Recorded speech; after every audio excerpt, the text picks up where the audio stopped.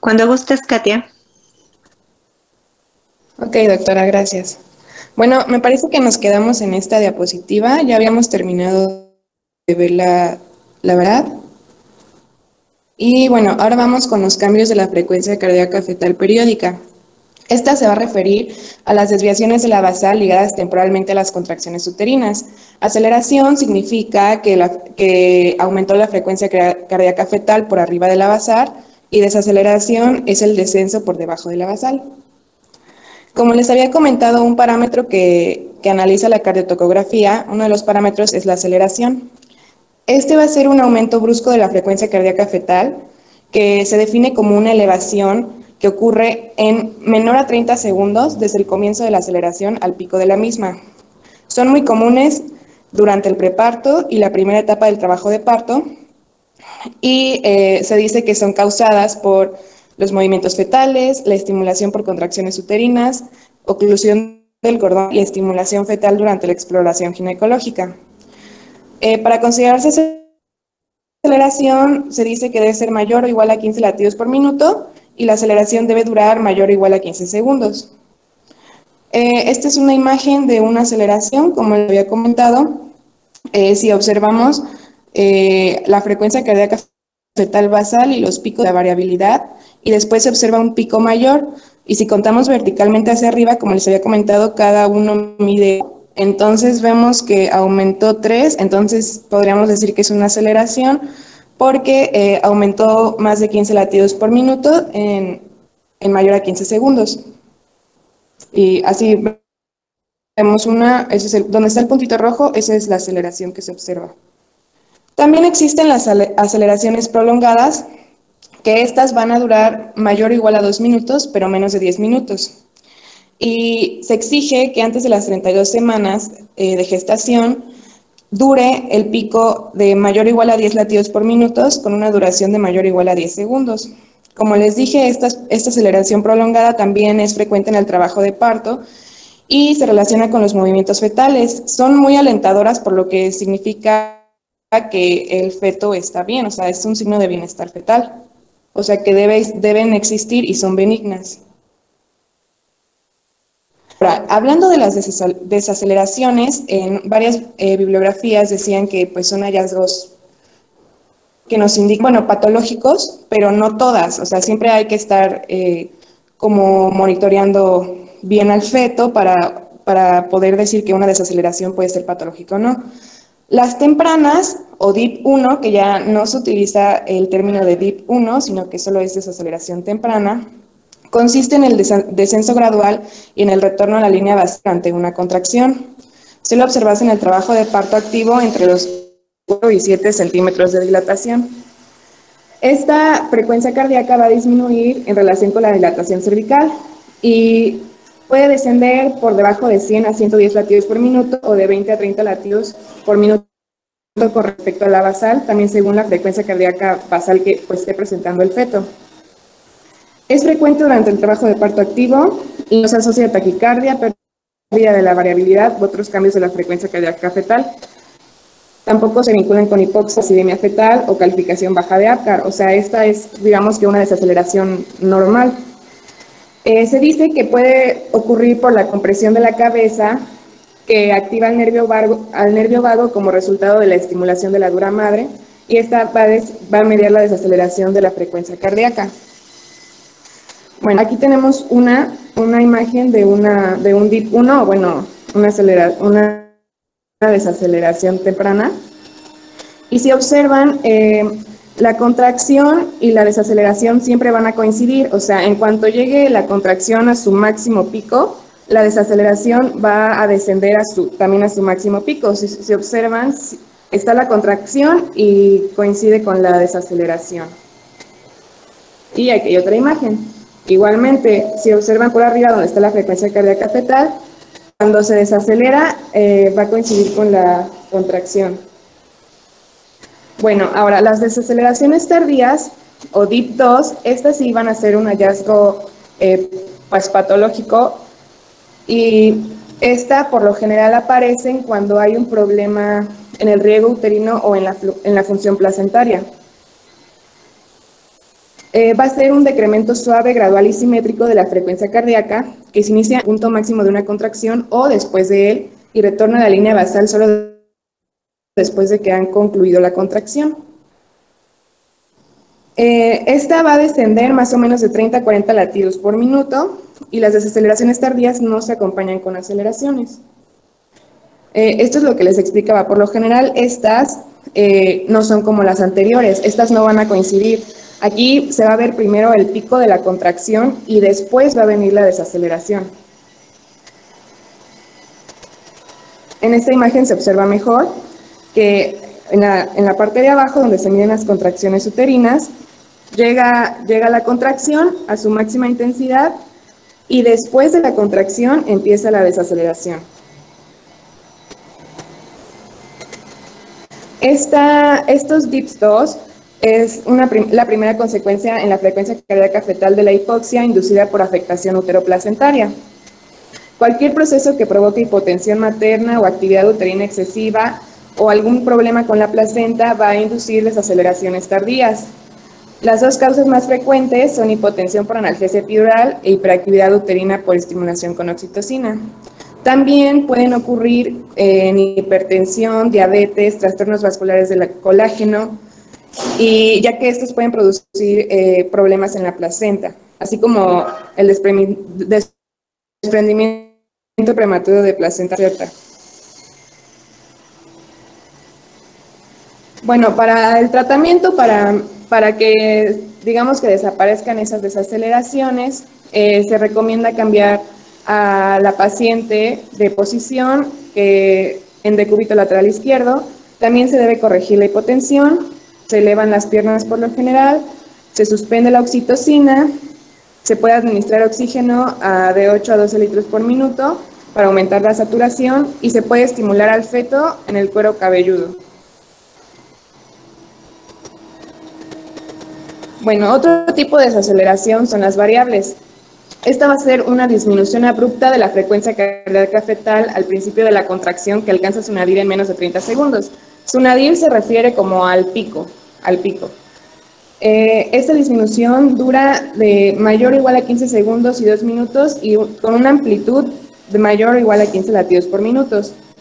Estas son muy comunes en el parto, pero por problemas del cordón umbilical, por su oclusión más que nada. La oclusión parcial o completa produce un incremento de la poscarga y un decremento del contenido de oxígeno arterial fetal, y ambos causan actividad vagal que da una desaceleración. Esta es una imagen de una desaceleración. También va a coincidir con la contracción uterina, solamente que como estas son variables, pues se van a ver diferentes. En la desaceleración A, por ejemplo, se observa como un poquito más curveada que en la B, que se dice que es en hombro. El patrón saltatorio también es un hallazgo de este tipo de desaceleración. Se dice que consta de pares de aceleración y desaceleración que son rápidos y causan oscilación relativamente grande de la frecuencia cardíaca basal. Si ven, o sea, aquí los picos ascienden y descienden muy rápido. También se vincula con complicaciones del cordón umbilical. Y bueno, la última de la desaceleración es la prolongada. Esta es una desaceleración aislada que es mayor a 15 latidos por minuto con duración de 2 minutos o más, pero menor de 10 minutos, desde el principio hasta que se restablece la línea basal. Estas son provocadas más frecuentemente por exploración del cuello uterino, hiperactividad uterina, circular de cordón y el síndrome materno de hipotensión arterial en decúbito. También las pueden causar la analgesia epidural, raquidia o paracervical. También el riego deficiente o hipoxia materna de cualquier causa, desprendimiento prematuro de placenta normoinserta, nudos o prolapso del cordón umbilical, convulsiones maternas que incluyen eclampsia y epilepsia y aplicación de un electrodo en cuero cabelludo fetal. Por eso les digo, estas desaceleraciones son muy, pues realmente el obstetra tiene que saber mucho y ver cómo está, pero ya que si hay una desaceleración prolongada puede que no sea patológica y solamente porque le puso un electrodo al feto en el cuero cabelludo. Aquí se observa una desaceleración prolongada También, bueno, esta en lo particular es por hiperactividad uterina y después retorna a lo normal ya que se resolvió esta hipertonía uterina. Es importante saber que el feto puede morir durante las desaceleraciones prolongadas. Como les dije, pueden ser benignas si es por la colocación del electrodo cefálico, pero por eso tenemos que ver los demás hallazgos, ver la variabilidad, ver la frecuencia cardíaca fetal basal. Y pues como este tratamiento se basa en el criterio diagnóstico clínico, porque estas son muy impredecibles. Y para el tratamiento igual se sugiere cambiar de posición a la madre, dar oxígeno, hidratación y pues la interrupción de la oxitocina. Y bueno, para finalizar tenemos el patrón sinusoidal. Este se va a presentar cuando exista una hemorragia intracraneal fetal, una asfixia fetal grave o anemia intensa por inmunización RH, hemorragia fetomaterna o basa previa con hemorragia. También se ha observado este patrón cuando se administra meperidina, morfina y butorfanol. Se ha descrito en coriamnioitis, sufrimiento fetal y oclusión del cordón umbilical. Y para determinar que es un patrón sinusoidal hay 6 criterios. El primero es que la frecuencia cardíaca basal sea estable de 120 a 160 latidos por minuto, una amplitud de 5 a 15 latidos por minuto, una variabilidad larga de 2 a 5 ciclos por minuto, una variabilidad de corto plazo, oscilaciones de forma de onda sinusoidal por arriba o debajo de la línea basal y ausencia de aceleración. Si se pueden observar es como muy característica porque parecen como ondas. Y esta en particular es vinculada a la administración intravenosa de meperidina. Y bueno, como conclusión, durante el segundo periodo de trabajo de parto, vamos a decir que las desaceleraciones son casi generalizadas. Se puede dar por la compresión del cordón como de la cabeza fetal y también pueden causar bradicardia basal.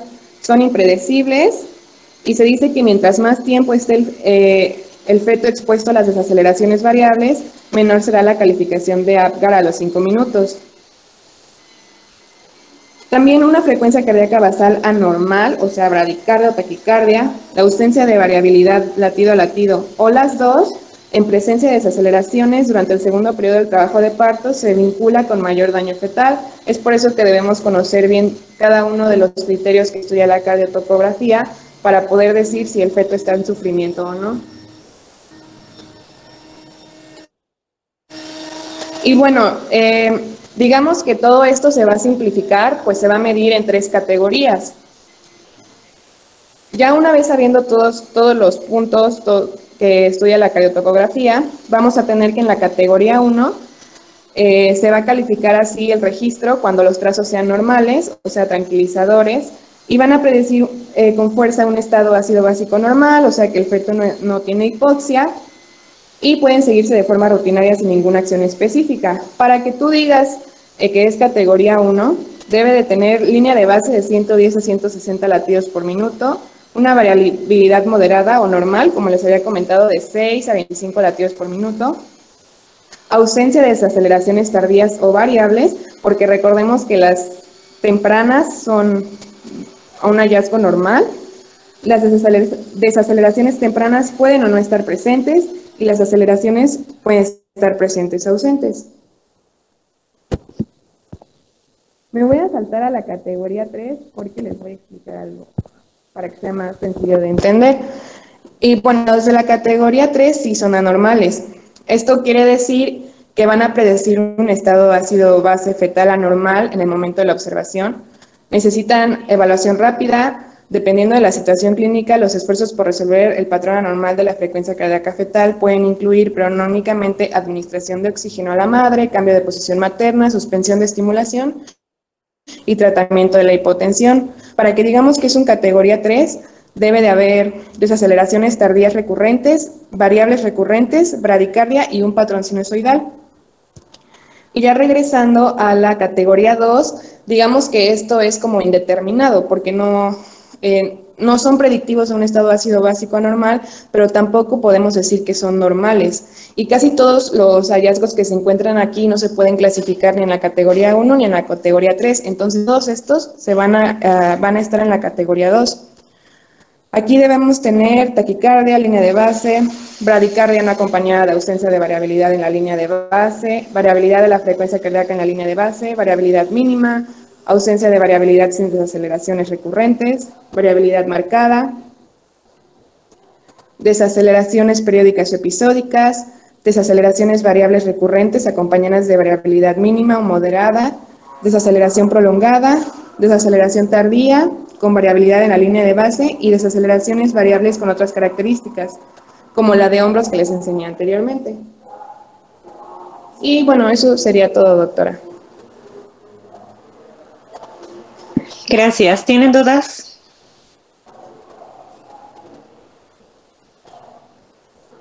Sí, doctora, tengo algunas. Con gusto.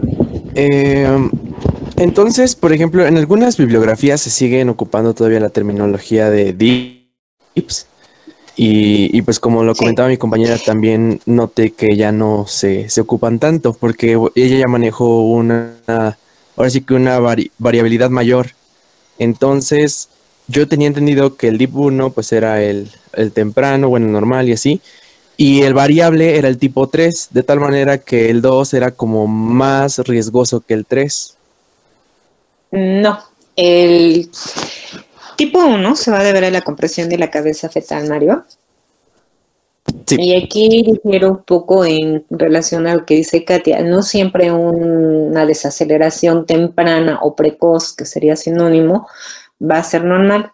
De hecho, tenemos que considerar que cuando se mantiene de manera esporádica, si tú lo tienes de manera esporádica no va a haber problema, pero en el momento en el que este se convierte ya en un proceso continuo, en ese momento ya cambia la categoría y sí vas a tener problemas. ¿Por qué? Porque si tú valoras que las contracciones están produciendo una compresión a nivel de lo que viene siendo la zona de cerebro, esto finalmente sí va a tener una traducción a nivel de cerebro y te va a condicionar la problemática de daño cerebral.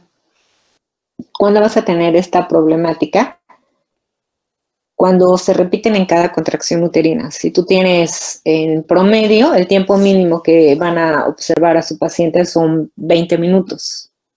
La norma dice que tienen que ser 30 minutos, pero un estudio lo valoras como adecuado cuando tiene 20 minutos. Pero además, en algunos hospitales solamente lo hacen 10 minutos y cambian por el número de pacientes. No pueden esperarse tanto tiempo con esa paciente y cambian 10 minutos para poder tener más pacientes. Pero bueno, si lo estoy repitiendo con cada contracción, una desaceleración temprana o precoz, esa ya se convierte en patológica. Esa es una. La otra es que dure más de 90 segundos o bien la tercera, que el nadir se mantenga prácticamente a nivel de 100 latidos por minuto. Si me está dando esa zona, estamos en problemas. Y luego, suponte que tienes como 7 registros. Bueno, no, son 10 minutos. Sí, 7 registros. Puede haber 7 registros de contracción con lo que es una desaceleración precoz o temprana. Y de pronto desaparece y se mantiene constante, ahí ya tienes daño cerebral. Entonces, a la presencia de múltiples y de pronto desaparece, ya hubo un daño cerebral. El cerebro ya no es capaz de responder, de darle una respuesta al corazón para que trabaje de manera más rápida o haya variaciones en su frecuencia. ¿Sí te está, Mario? Sí, doctora. Ok. ¿Alguien más que tenga alguna pregunta? Bueno, no te contesta completamente porque estamos hablando de esa que es las precoces o tempranas que está solamente comprimiendo la cabeza. Y tenemos las de segundo, las variables en las que evidentemente el daño está a nivel de lo que puede ser cordón umbilical o bien vasos placentarios. pero las que hacen que tú tengas una actuación inmediata es cuando tienes lo que vienen siendo las variables, porque no va a haber una relación con las contracciones uterinas. Entonces, ¿qué te implica? Que ya es un daño severo el que tiene el producto. Doctora, y entonces, por ejemplo, si nosotros hablamos de una variabilidad menor, es decir, menor de 5, que vendría siendo una de tipo... Esa es mínima. A eso le mínima. consideras variabilidad mínima. De 1 a 5 es variabilidad mínima. En ese tipo de variabilidad, bueno, se mencionan diversas etiologías. Mi pregunta es, ¿el comportamiento puede ser diferente si es por sueño, así es inducido por algún anestésico? Lo que sucede es que cuando tú tienes sueño, tienes una manera de reactivarlo a través de poner luz sobre el vientre o de generar sonidos o de aplicar algún elemento frío sobre el vientre. Eso va a hacer que reaccione el producto. Sin embargo, cuando tú produces una hipotensión severa en la paciente o la tienes sedada, automáticamente estamos hablando de que ahí no va a haber una respuesta rápida. Hasta que no termine de ejercer su función el medicamento, sea absorbido, no va a haber una respuesta al producto. También lo vas a tener en prematuros, por eso es importante marcar que el estudio lo debes de hacer en pacientes que tienen 31 semanas de embarazo. Sin embargo, en las instituciones te vas a dar cuenta que muchas veces con 28 semanas ya les están haciendo el estudio. Aquí básicamente lo que estás viendo es la reactividad del producto en relación a los movimientos. Cuando tú estés colocando el equipo, el transductor va del cuerpo uterino, en el fondo del útero, al fondo del útero, se lo vas a colocar en el abdomen a nivel de donde está el fondo del útero, para registrar las contracciones uterinas. Y el que va hacia la frecuencia cardíaca fetal lo vas a colocar en el lado donde se encuentra el dorso. No importa si es en la parte superior o en la parte inferior, donde esté, de acuerdo a la presentación. Pero aquí tienes que tomar en consideración que aparte a la madre le van a dar un monitor manual que va a tener en su mano, que puede ser un circulito o bien puede ser una especie de pluma a la cual en determinado momento presiona, y al presionarla esto le permite a ella poder tener el registro de los movimientos dentro de... Katia, ¿tienes algún registro así? No me acuerdo del día de ayer, donde aparezcan en el registro los movimientos fetales. ¿Aparece no, doctora, Parece que no, ¿verdad? Yo también me había quedado con esa duda. Aparece un registro donde aparecen si unas líneas. No. Ajá, a ver si lo encontramos. Donde aparece nuevamente la frecuencia cardíaca fetal, aparecen las contracciones uterinas y en el espacio que hay entre ellas aparecen una serie de rayitas, lo cual implica que estás viendo los movimientos fetales y correlacionas que va a haber aceleraciones con movimientos fetales y con lo que vienen siendo las contracciones. Y cuando esto pasa, quiere decir que es un feto sano, que responde a los estímulos como tal. Entonces, ese es el parámetro que tendrías que estar tomando en consideración, Mario. Ahora sí creo que ya te contesté completa tu pregunta, si no me estabas Sí, doctora. Sí, no, muchas gracias. ¿Alguien más que tenga alguna duda? No, creo que no aparece. No, no lo tienes, Katy. Creo que yo tenía una de esas y fue cuando me dijo que No te preocupes, ahorita vamos a ver un video, creo que nos da tiempo y eso va a aclararles perfectamente. Gracias, Katia. Si quieres ya puedes dejar de presentar. Gracias a usted, doctora.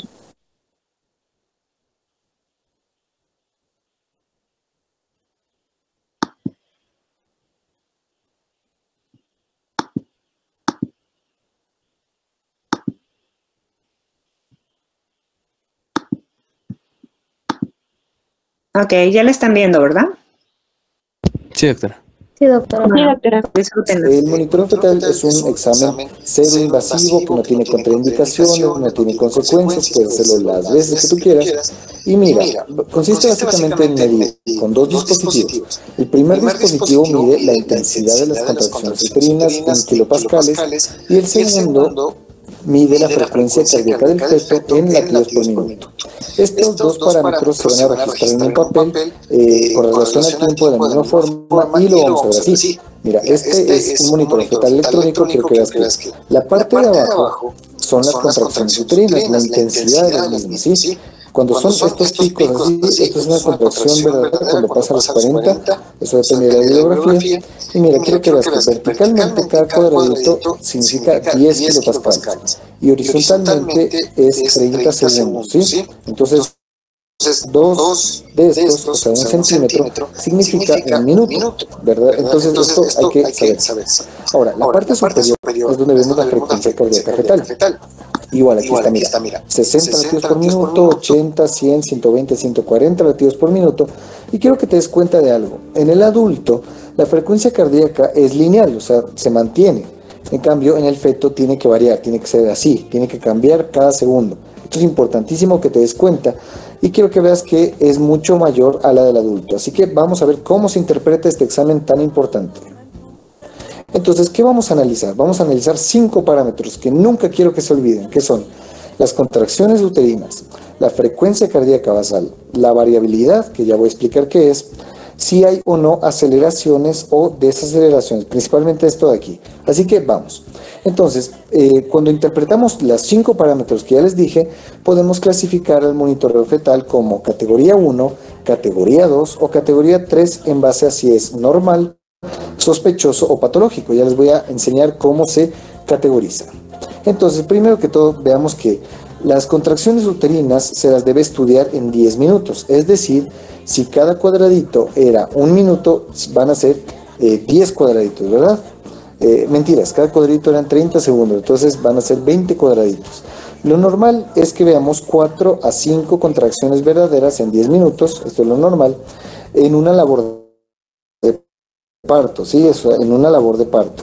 Si son menos de 3, se le llamará hipodinamia. Esto es importante porque el útero quiere decir que no está reaccionando como debe para el parto. Y si son más de 5, se le llama taquisistolia. Esta taquisistolia es muy importante porque si el útero, en cambio, se está contrayendo demasiado, puede llegar a desprender la placenta y generarnos un montón de problemas. Así que vamos a ver más o menos esto. Entonces, este es un monitoreo fetal. Quiero que veas que aquí está, como les dije, 20 cuadraditos son 10 minutos. Porque cada uno era 30 segundos, recordemos. ¿Cuántas contracciones vemos? Mira, 1, 2, o sea, las que pasan del 40, ¿no? 3, 4. 4 en 10 minutos es normal. Entonces, esto corresponde a normal. En cuanto a frecuencia basal, es el promedio de la frecuencia cardíaca fetal, porque, mira, no hay una línea, ¿no? O sea, no podemos sacar una fija, así que tenemos que sacar el promedio de eso. Lo normal es que sea de 110 a 160. Lo anormal es que sea o menos de 100 o más de 180 y entre estos dos se le llama no tranquilizador. O sea, si baja de 100 a 110 o de 160 a 180 y vamos a ver un ejemplo. Entonces aquí mira, tenemos una frecuencia que como ves no es fija, tiene que estar así oscilando, pero sacamos un promedio, como que una línea que pase por la mayoría de trazos, vamos a acercar un poquito, pasa por la mayoría de trazos y vemos que el promedio en general viene a ser como 140, entonces es normal la basal. Ahora, la variabilidad es cuánto fluctúa la frecuencia cardíaca fetal. ¿Cuánto debe fluctuar? Debe fluctuar entre 5 a 25 latidos, es decir, entre un cuadradito chiquito a 5 cuadraditos chiquitos en el eje vertical. Si es que varía menos de 5, se le llama patrón silente. Este patrón silente es muy importante, es demasiado importante detectarlo a tiempo porque es una anormalidad que muchas veces pasa por desapercibida, pero no es el comportamiento normal que debe tener la frecuencia cardíaca de un feto. Entonces vamos a ver ahora que esta es una variabilidad normal. Mira, que la oscilación de la frecuencia cardíaca supera el cuadradito, o sea, es más de 5 latidos por minuto. 5 sería 25, o sea, ese es el rango que debe manejar, de 5 a 25. Y esta es una variabilidad normal. En cambio, aquí vemos que esto es muy lineal, como ves. O sea, esto es es el patrón silente, o sea, no pasa del tamaño del cuadrito, y eso es anormal, eso siempre tenemos que estar pendientes. Ahora, las aceleraciones son un hallazgo más que todo porque son normales, son aumentos de la frecuencia que duran más de 15 segundos y son más de 15 latidos por minuto, y aquí te puse unos ejemplos. Mira, aquí tenemos una variabilidad normal, pero mira, aquí hay un aumento brusco que dura, o sea, que supera los 3 cuadraditos, es decir, los 15 latidos por minuto, 3 cuadraditos, y más de 15 segundos, porque recordemos que esto de acá es 30 segundos, entonces la mitad de eso sería una aceleración. Y mira, esto es normal, aquí tenemos otras, aquí tenemos otras. Lo que es anormal son las desaceleraciones, que ya los vamos a ver ahora.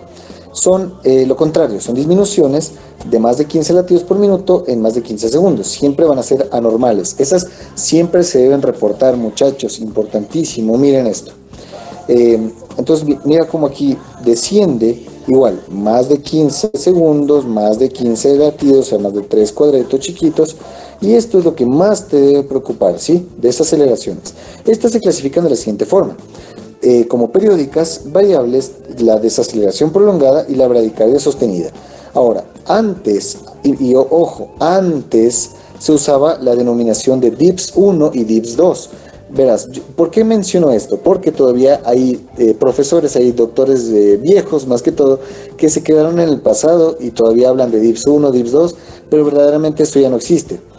¿A qué corresponden en la nueva clasificación? Que las periódicas precoces se les llama DIPS 1, o bueno, son el antiguo DIPS 1, y las tardías son el antiguo DIPS 2, pero esto nomás te lo digo como para cultura general, para que lo recuerdes. Entonces vamos a ver, y las variables se dividen en simples y complejas. Vamos a ver cada una. Entonces las periódicas precoces, mal llamadas DIPS 1, que ya no se usa esto, son desaceleraciones rápidas de recuperación espontánea que corresponden justo el pico, la frecuencia corresponde con el ascenso máximo de la contracción uterina, como ves. O sea, se contrae, llega a su pico y aquí llega a la parte más profunda de la desaceleración. Esto es tranquilizador, o sea, es anormal, pero no corresponde a algo malo, porque en la contracción se pueden aplastar un poco las arterias espirales, haciendo que el feto reciba menos sangre y responda a esto con una bradicardia que se recupera de manera instantánea, así que esto puede ser considerado como algo no tan alarmante. Las periódicas tardías, esto sí debe asustarte porque se les llama tardías, o bueno, ya, DIPS 2, pero esto ya no existe, no. Es que la contracción ocurre y luego ocurre la desaceleración. Esto es importantísimo, mira, aquí se contrae y luego desacelera. Esto es importante porque esto ya es un poquito más alarmante, esto ya debe asustarte un poco, porque esto ya corresponde a un mecanismo de sufrimiento, o sea, esto tienes que reportarlo de ley. ¿Qué más? Tenemos las variables simples, que se llaman variables primero que todo porque no tienen nada que ver con la actividad uterina, o sea, por eso se llama variables, no tienen relación con las contracciones. Y se ve descenso, recuperación, esas son las simples. En cambio, las complejas tienen criterios un poco más específicos que para poder aprendérnoslos, les pongo aquí la regla del 60. La regla del 60, ¿qué significa esto? Que duran más de 60 segundos. El descenso es a menos de 60 latidos y disminuye más de 60 desde la línea basal. Estos 3 criterios y lo vamos a ver ahora. Esto es una variable compleja, esto debe asustarte mucho, esto es muy peligroso. Mira, estas brutales desaceleraciones de más de 60 de largo, esto es mucho, esto hasta 100 podría decir ahí, con una duración de 60, más abajo de 60 de la basal, esto debe preocuparte, y que mira, no tiene nada que ver con la actividad uterina. Tienes aquí las desaceleraciones prolongadas, que estas en cambio, las otras eran 60 segundos. Estas son más de 2 minutos, pero menos de 10 minutos. Es lo mismo que podemos ver acá. Mira, aquí se interrumpe un poquito, esto no te asustes. Esto es porque en ocasiones deja de registrar el dispositivo la frecuencia cardíaca fetal, pero tú le mueves un poquito o de manera espontánea sigue registrando y no pasa nada. No se nos daña el registro solo por un pedacito no escrito. Las desaceleraciones y la cuarto tipo de desaceleración son la bradicardia sostenida. Aquí se prolonga por más de 10 minutos. Es una bradicardia que, mira, empieza acá y se prolonga por mucho tiempo. Esto es una bradicardia sostenida y eso también tienes que asustarte porque eso de ley tienes que sacar a ese niño de ahí porque está sufriendo. Entonces, recordemos ahora, y esto les va a servir de ejercicio, hacer una interpretación rápida. Este es un normal, pero recordemos las 5 cosas que teníamos que hacer. Ya, primera cosa, actividad uterina en 10 minutos. Vemos 4 contracciones verdaderas, entonces ya, no nos asustamos, hicimos normal. Frecuencia basal, esta aquí más o menos corresponde como a un 155 latidos por minuto, que es normal. Segundo parámetro, normal. Tercero, variabilidad, es mayor a 5 al cuadrito chiquito, listo, es normal, así de fácil. Es la tercera. ¿Hay aceleraciones? No hay aceleraciones. ¿Hay desaceleraciones? Tampoco las hay. Entonces, esto es un monitoreo normal. En este, si tú estuvieras de guardia, te puedes ir a la casa, no a la casa, perdón, te puedes ir a dormir tranquilo, a que te llamen a lo que haya algún cambio. Esto es tranquilizante. Esto es lo normal que debe ocurrir, ¿sí? Si es que, ahora, esto se le llamaría un monitoreo de categoría 1, ¿sí? Vamos a ver un poquito la tabla. Esta es la tabla donde está todo lo que deben saber. Como les dije, todos los parámetros normales es categoría 1, continuamos con el monitoreo. Ahora, la categoría 3, ¿por qué me salté aquí? Ya van a ver por qué. La categoría 3 quiere decir que encontramos bradicardia sostenida, patrón sinusoidal, no hay variabilidad, o sea, un patrón silente, o puede haber desaceleración variables o tardías recurrentes. Aquí, como les dije, hay que sacar a ese niño, el parto expedito, evaluación e intervención, y todo lo demás, todito lo mencionado en el video, que no sea ni esto ni esto, corresponde a categoría 2. Por eso, así es más fácil de recordarlo. Lo normal, lo peor y todo lo que está en la mitad es categoría 2. Aquí vamos a hacer evaluación e intervención. Esto es muy importante recordarlo. Yo les recomiendo tomar una foto a esta tabla y téngale ahí para sus prácticas. Y pues todo, muchachos, muchas gracias. Procuren siempre el objetivo de la obstetricia, que es lograr un final feliz. Siempre importante.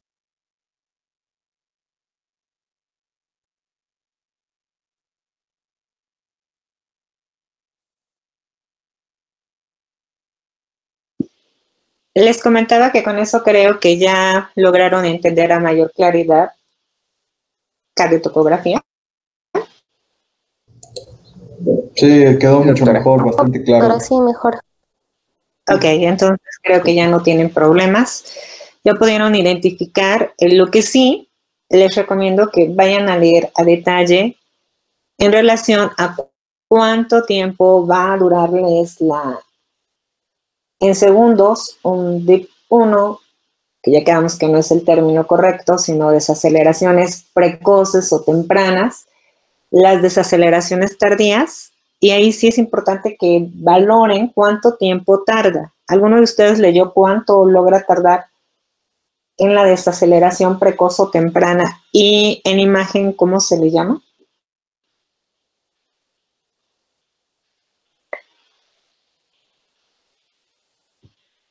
¿Nadie? Luis Eduardo. ¿Menor a 18 segundos? ¿Cuál de todas, Mario? La temprana. Es de menos cuánto a más cuánto. Por ahí andas. Es de menos 18 y más de 8, creo, más de 10. Dani.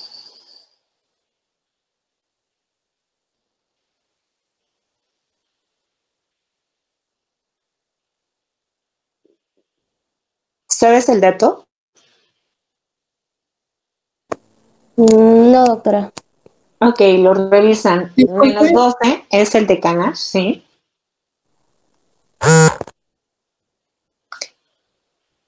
¿Quién había dicho disculpe? Yo, doctora. Miriam, no te detectaba. No se preocupe. Creo, o no sé si esté bien, es mayor a 12 segundos, pero menos de 120. No, es menos 12 más 18. Es lo que dura el de Kalash. habla del tiempo en el que empieza a darse la disminución de la frecuencia cardíaca, por eso está hablando en relación a segundos menos 12, se da el nadir, o sea, cuando desciende el pico, en 18. De ahí que cuando ustedes tengan lo que viene siendo una desaceleración variable,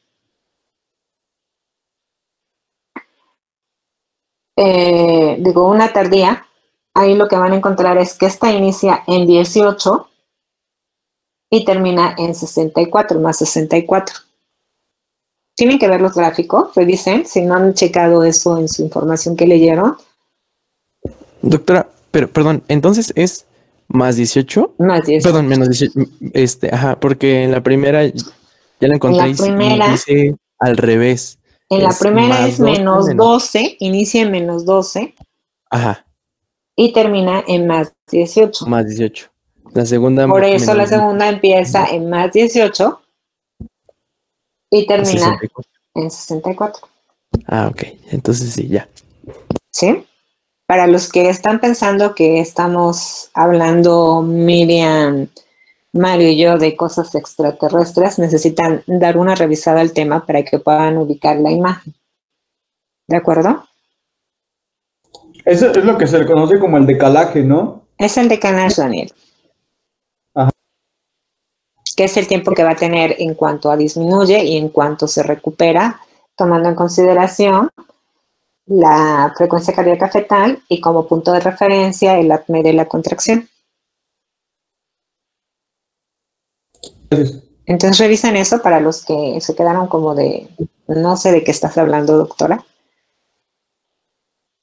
¿Alguna pregunta más que tengan? Tienen 5 minutos para hacer preguntas. Si no, doy por hecho que ya quedó más que claro. El video fue bastante didáctico. No hay manera de que no tengan idea ya de cómo identificar la problemática en un estudio de cardiotocografía. Obvio que hay libros completos de cardiotocografía. Afortunadamente tuvimos tiempo ayer y lo que va de la clase de hoy, cuando menos les da una idea de poder entender y tener en su mente claras las imágenes de lo que vienen siendo desaceleraciones tempranas o precoces, las tardías y las variables. Y quedamos que no se deben de quedar con la idea de que bien claro les marcaron en el video que no siempre van a ser totalmente normales. Ya fuimos muy puntuales que si se repiten constantemente, si está por debajo de 100, perdón, o bien si de pronto estuvieron constantes y desaparecen, ya entramos en una patología a pesar de haber entrado con una desaceleración temprana.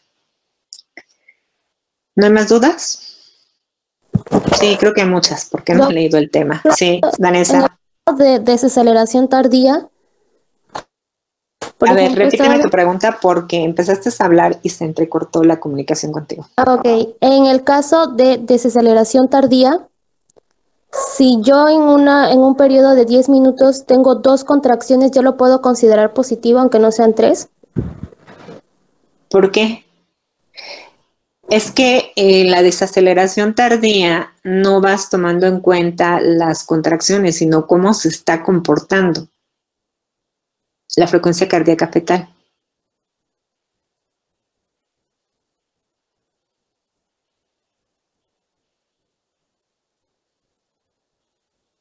Okay, ¿Sí me explico? O sea, tú tienes que hacer, no nada más ver las contracciones, son 2 imágenes. Una te habla de puras contracciones, que es la imagen inferior. La imagen superior solamente te va a referir la frecuencia cardíaca fetal, pero tú vas a tener que hacer interpretaciones individuales. Individual en cuanto a lo que es frecuencia cardíaca fetal, línea basal, y lo que vienen siendo las variaciones, la variabilidad, que ya quedamos que puede ser ausente, mínima o la normal, o bien aumentadas, que son los 4 tipos. Esas son valoraciones unitarias, exclusivamente de la frecuencia cardíaca fetal. Y vas a hacer valoraciones unitarias en relación a lo que viene siendo las contracciones, el número de contracciones, la intensidad de contracciones, los 2 elementos los vas a valorar. Y además viene la tercera valoración, en la cual ya estás interactuando, valorando la imagen que tienes en la parte superior, a qué corresponde con la imagen inferior. Y eso es ya lo que te daría la imagen en el espejo, que es la del DIP 1, dale con el DIP, la desaceleración precoz o temprana,